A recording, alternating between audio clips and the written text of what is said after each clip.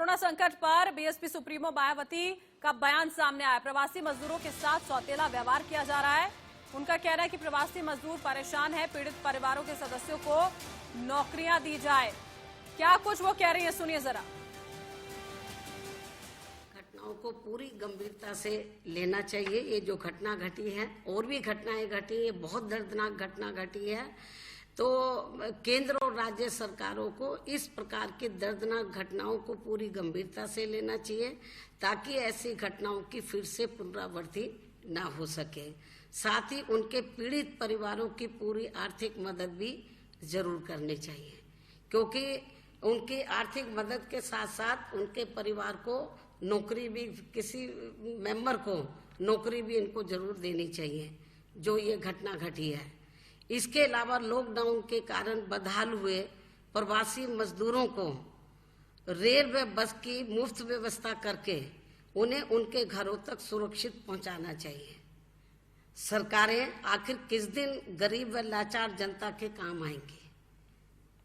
हालांकि इस मामले में सच्चाई ये है, ये जो जिनको वापस भेजने की बात तो की जा रही है, तो लेकिन इस मामले में सच्चाई ये है कि एक तरफ तो सरकारें भूखे व लाचार लाखों प्रवासी मजदूरों से घोर अमानवीय व्यवहार करते हुए तो उनसे क्रूरता के साथ किराया भाड़ा वसूल कर रही है, तो वहीं दूसरी तरफ अमीरों के लिए दयावान बनी हुई है।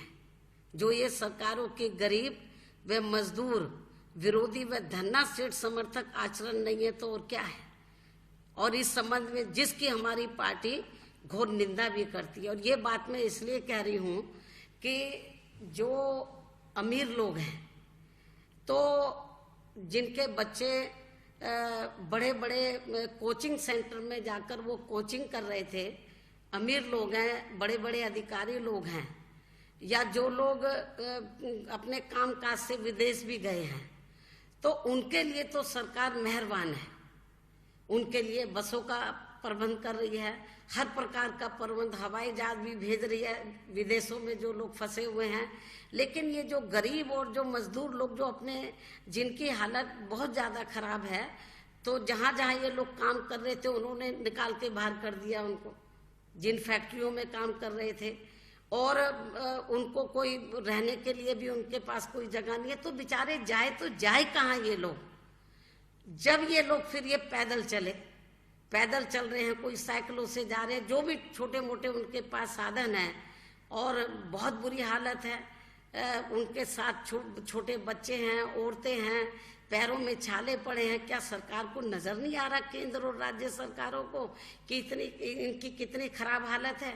और इतना ही नहीं, मेरा आज ये भी कहना है कि ये जो कोरोना वायरस की जो बीमारी है, तो इसको खैर सरकार ने गंभीरता से लिया है। इस मामले में हम सरकार के साथ हैं, लेकिन इनको लॉकडाउन का जो घोषणा करनी थी, इनको तो ये मालूम था कि ये बीमारी कई देशों में फैल चुकी है, इनको सतर्क हो जाना चाहिए था। और इनको लॉकडाउन पूरे देश में डिक्लेयर करने से पहले, घोषणा करने से पहले, तो केंद्र सरकार की ये जिम्मेवारी बनती थी कि 5-6 दिन का इनको समय देना चाहिए था। कि बीएसपी प्रमुख मायावती को यहाँ पर आपने सुना, सरकार का जो यहाँ पर काम हो रहा है उसके लिए तो उन्होंने समर्थन दिया, लेकिन साथ ही साथ ये भी कह दिया कि जो लोग बाहर फंसे हुए उन पर तो मेहरबान आती है नजर सरकार, लेकिन प्रवासी मजदूरों के लिए जो सब पहले समय पर करना चाहिए था वो नहीं किया गया। बढ़ते आगे।